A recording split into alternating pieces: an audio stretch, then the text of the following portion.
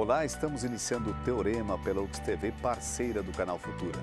Sempre trazemos uma questão para ser debatida, refletida pelos nossos convidados, através da presença de professores e pesquisadores da Universidade de Caxias do Sul e também alunos da nossa instituição. Vamos à pergunta, à questão que vai instigar o nosso programa de hoje.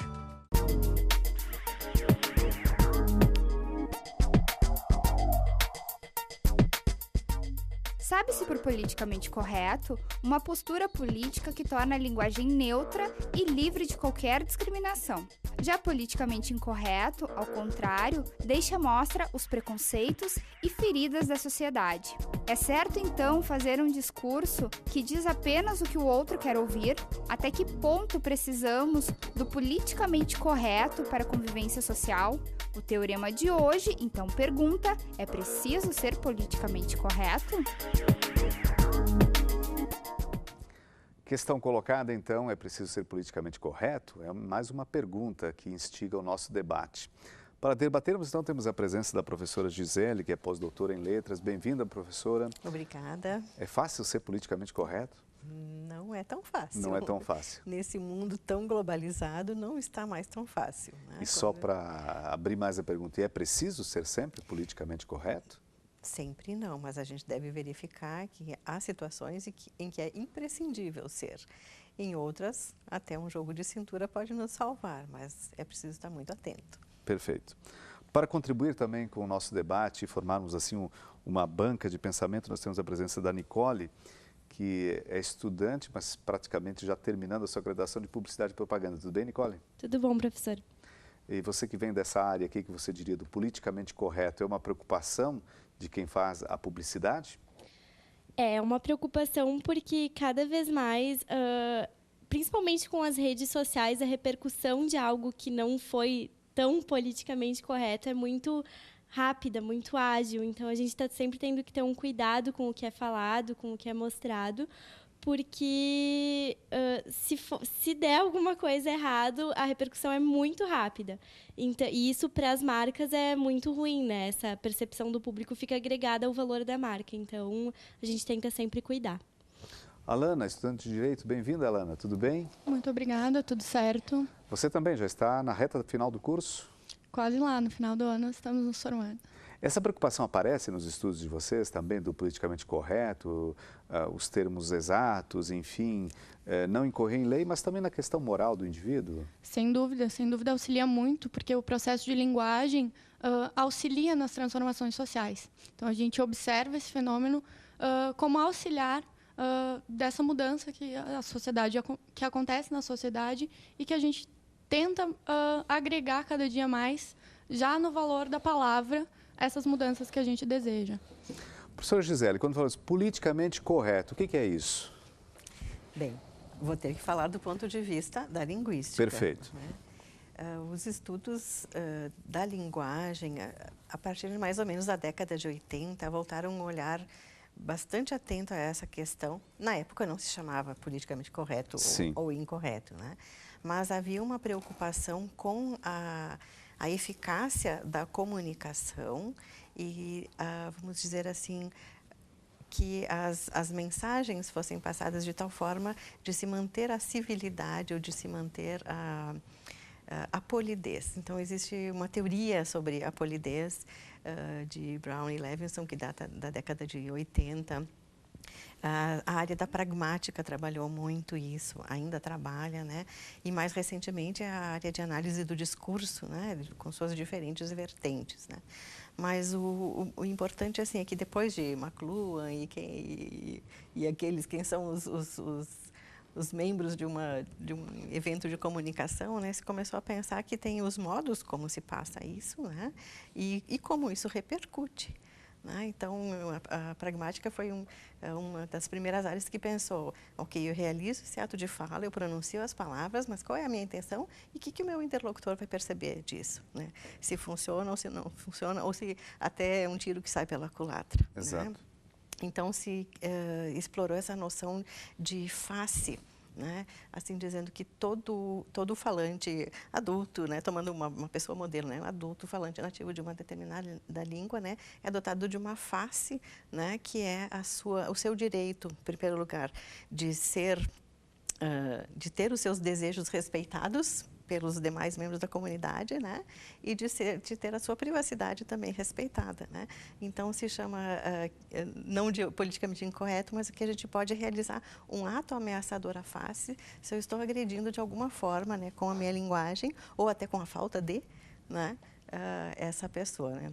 Nós tivemos muitas falas, muitos termos que, na verdade, talvez não na intenção de quem os usasse, sempre, ao menos, mas às vezes eles se tornavam discriminatórios. Exato. Ou preconceituosos. E aí o que entra em jogo são dados culturais. Aí não é mais uma questão de linguagem apenas, né? Mas a cultura, porque aquilo que pode ser ofensivo aqui é totalmente normal, em outra cidade até do país, né? Então, é muito ligado à questão da cultura. É verdade, né? É verdade. Termos que um lugar é tranquilo, o outro ele pode ser... Então, não tem como falar de linguagem sem falar de sociedade. Perfeito. Agora, a publicidade, Nicole, ela lida também com, eu não diria rompimentos de parâmetros, mas às vezes com audácia, né? E aí Com se certeza. depara com essa fronteira. É bem difícil para nós trabalhar nesse sentido, porque uma das vertentes fortes da publicidade é o humor, né? E dentro do humor, a gente tem que cuidar muito agora com o que falar, né? Geralmente, uma das coisas que a gente procura usar bastante é o estereótipo, né? Forçar o estereótipo. E um estereótipo só se cria se existe um movimento que sustenta ele, né? Ele só se criou porque várias pessoas tiveram aquele comportamento e ele está sustentado sob isso, né? Então, quando a gente trabalha o estereótipo, hoje em dia a gente tem que cuidar muito. Porque, por exemplo, vou citar um exemplo de uma campanha que foi extremamente polêmica, da Hope, aquela marca de lingeries, né? Nessa campanha, a Gisele Bündchen aparecia contando problemas assim que ela teve. Por exemplo, batia o carro para o marido. Ela contava vestida. E aí a Hope, a propaganda, dizia que era a maneira errada. E aí ela aparecia contando com a lingerie da Hope e a propaganda dizia que era a maneira certa, né? E essa publicidade, ela foi processada, né? Inclusive envolveu a presidência da República, né? A secretária que defende os direitos da mulher mandou uma carta para a agência que fez essa peça e para a empresa, para a Hope, pedindo para desvincular ela da TV, porque ela estava tratando a mulher como objeto. Só que foi uma tentativa foi uma brincadeira, na verdade, né? Em nenhum momento se pensou em fazer isso, até porque a Hope vende para a mulher. Ela jamais iria querer ofender o seu público-alvo, né? Eu acho que essa questão foi reportagem de capa, da Exame, da Veja. Então, é um assunto que está sendo realmente muito tratado, né? E eu acho que, na verdade, é um falso moralismo, porque a gente faz brincadeiras no dia a dia mesmo, falando sobre esse tipo de coisa, sobre esse tipo de estereótipo, e na hora de ver na publicidade choca mais, né? Parece. Aí parece que a gente também encontra um debate com, digamos, grupos militantes versus a sociedade comum. É por aí, Alana? Creio que sim. Não só como estudante de direito, mas também como militante feminista, posso dizer que a gente se ofendeu muito com essa publicidade. E o que ocorre é exatamente isso, porque nós, do direito, trabalhamos num sentido de reconstruir alguns estereótipos para que a gente consiga ter algumas evoluções sociais que são necessárias. Por exemplo, partindo da objetificação da mulher, que é uma coisa que, teoricamente e genericamente, a gente não deseja. Nós não desejamos ser vistas como alguém que precisa contar para outra pessoa que vai pagar a conta. Nós sabemos que não é mais assim. Então, a gente já evoluiu em termos sociais, porque agora a mulher trabalha, a mulher tem condições de resolver o problema no carro, de pagar a sua conta. Então, a gente quer evoluir na linguagem também. A gente não pode, e na publicidade também, se me permitem dizer, porque a gente não pode estar sendo estereotipada dessa maneira, porque as coisas não são mais assim. E aí eu acho que o politicamente correto auxilia, sim, nesse movimento. Professora Gisele, riquíssimas colocações, porque entra naquele aspecto cultural da sociedade, já que a senhora antecipava. Certíssimo. Nossa, eu gostei muito de ouvir até esse anúncio, né, da Hope, me chamou a atenção, porque disse, nossa, pegaram uma coisa tão antiga, parece parece que a gente já tinha evoluído, né, dessa objetificação da mulher, né, realmente. É interessante também de observar que nos estudos, né, que são vários estudos formais estão sendo feitos com relação à linguagem e essas questões, né, que resultam no politicamente correto e incorreto, né, nas mais diversas áreas, né. E o mais interessante é que sempre se chega a conclusões que existe por trás do interpretar como correto ou incorreto uma história. Existe uma história de formação de uma determinada comunidade que vai dizer se é ou não problema, né? O exemplo típico aqui na nossa região, Caxias, né, Bento, na imigração italiana, é o termo colono, né? Exato.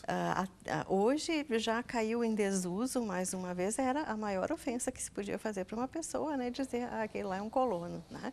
Quando colono significava o quê? Alguém que veio, que recebeu terras e colonizou um lugar. Então era um lado positivo, né, da história, né, mas porque havia essa diferença, né, de poder aquisitivo, né, de condições de vida, né? Muitas vezes de grau de escolaridade. De grau de escolaridade, especialmente, né, isso.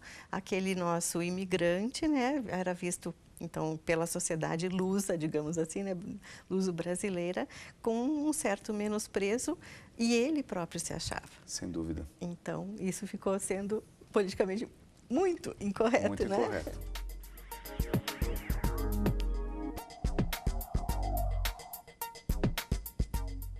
É preciso ser politicamente correto? É a nossa pergunta. Já iniciamos o debate no primeiro bloco, com a participação da professora Gisele, da Alana, estudante de Direito, e da Nicole, estudante de Publicidade. No intervalo, né, professora, o debate continuou. Uma das grandes questões parece que é o humor, né, Alana e Gisele? Gisele, não, desculpe, Nicole. Fale, pois é. por favor. É bem difícil para a gente trabalhar a questão. A gente tem que meio que limitar a criatividade em função do que é politicamente correto ou não, né? Porque... Lembrando que o politicamente correto está ao respeito às pessoas, às diferenças, etc. Com certeza, etc. com certeza. E às vezes a gente tem uma ideia, um super insight, assim, e aí a gente tem que parar e pensar, não, isso vai ofender determinado grupo, né? E como a gente citou antes o exemplo das mulheres, só se sente ofendido quem realmente está envolvido com aquilo, né? Então, é uma coisa que a gente não pode estar brincando com algo que vai ferir realmente alguém, né? A posição, a condição dessa pessoa. E o humor na publicidade, uma das grandes vertentes é você rir da situação do outro, né? E hoje em dia, cada vez menos a gente tem que usar esse recurso, porque cada vez mais vai ser desvalorizado e criticado, e como a gente falou das redes sociais, isso amplia muito, né, a velocidade da crítica, né? Então, a gente tem que estar cuidando sempre desse fator. Me parece, né, claro, eu não sou da área, mas me parece um desafio bem interessante para a publicidade ter que ultrapassar esse paradigma do rir dos outros. Nós estávamos comentando no intervalo que em outros países da América Latina já se busca fazer humor, aí não só através da publicidade, mas através de outros quadros, através de outros parâmetros. Fazer humor não através do estereótipo que é inferiorizado, mas um humor mais inteligente. É um desafio, então, para a publicidade estar buscando, através do caminho politicamente correto, um auxílio, um subsídio para ultrapassar os estereótipos que nós não desejamos mais para a sociedade. Isso acabou me lembrando, sabe o que é? Do nosso grupo Misericolone, que é muito tradicional aqui da região, tradicionalíssimo. Né? Eu lembro que a minha sogra, que viveu toda essa questão da discriminação, especialmente na década de 30, né, com a política de nacionalização, né, ela achava extremamente ofensivo, não gostava, e outras pessoas da mesma geração, né, achavam... Era um estigma. É um estigma que ficou realmente para eles. Então, algo que era humorístico, né, para aqueles que entendiam de forma diferente, né, para aqueles que viveram o preconceito, era realmente dolorido, né, e acabava sendo politicamente incorreto, né, então... Às vezes uma dificuldade que surge, digamos, com um grupo militante que nós citamos antes, é que quem não está dentro do grupo, às vezes não está acompanhando os últimos estudos, as últimas reflexões, enfim, as últimas percepções que estão aí e que acabam construindo novos termos que realmente são melhores e definem de uma maneira mais clara, mais exata, com mais justiça, enfim, evitam a discriminação, né? Então, às vezes a gente não consegue acompanhar as últimas versões que estão aí e publicamente as pessoas são cobradas. Por isso, parece que essa comunicação ela deve existir de uma forma mais tranquila às vezes, porque eu já vi situações, e não quero defender ninguém, mas em que pessoas foram cobradas publicamente e talvez ela não teria aquela condição naquele momento de saber, entretanto estava usando o termo anterior e não estava querendo discriminar. Eu acho que é um processo de aprendizado que vai acontecendo. Com certeza, como a Nicole falou, né? Com as redes sociais tudo se divulga rápido demais, né? Às vezes a gente não acompanha as mudanças. Uma que me surpreendeu recentemente foi que agora usa-se a terminologia surdos para os surdos e não mais deficientes auditivos, que uma vez nos parecia que era mais adequado. Era mais adequado porque não dizia a palavra exatamente, né? Mas alguns grupos acho que escolhem para si também aquilo que os representa melhor. E é necessário que a sociedade saiba e aqueles que lidam com a comunicação de forma geral também, né? Deveria existir assim um manual atualizado do politicamente correto. É verdade, né? que a gente pudesse constantemente e até entender o porquê que esses termos estão sendo utilizados. Claro que os grupos explicam muito bem. Eu acho que tem sido uma evolução muito importante, porque realmente a questão discriminatória, a linguagem, ela é terrível nesse ponto, né? Ou ela exclui ou discrimina, mas ela também pode incluir, etc. A linguagem é uma arma poderosíssima, né? Para todos os lados aqui, né? Então... Tem um ponto importante, agora que vocês falaram em inclusão, que me ocorreu. A presidenta Dilma, no ano de 2012, fez a flexibilização de gênero para a titulação acadêmica. Então, agora as mulheres não são mestres, elas são mestras, doutoras. Então, isso não existia. Então, no movimento, nós pensamos assim, poxa, é tão importante assim, isso significa tanto? Talvez não isoladamente, mas isso significa que as mulheres estão alcançando essa titulação e é possível flexibilizar. Então, como a gente comentou, no sentido que a gente colocou, a linguagem vai no sentido que a sociedade está indo. Então, se nós temos mulheres que têm titulação acadêmica, a gente pode chamá-las de mestre também, que isso não é mais privilégio só dos homens. Então, nesse sentido. Muito bem colocado, né? O movimento todo. Se alguém pega o termo isoladamente para analisar, talvez fica uma análise reduzida. Mas o que importa? Mas dentro de todo o movimento é muito interessante. Uma questão que está sendo bem tratada dentro do politicamente correto são os animais, né? Os maus tratos, enfim, né? Tem um exemplo de uma publicidade que saiu da Volkswagen, na qual eles usavam... Era um homem estava dirigindo um carro da Volkswagen e passou um gato preto na frente.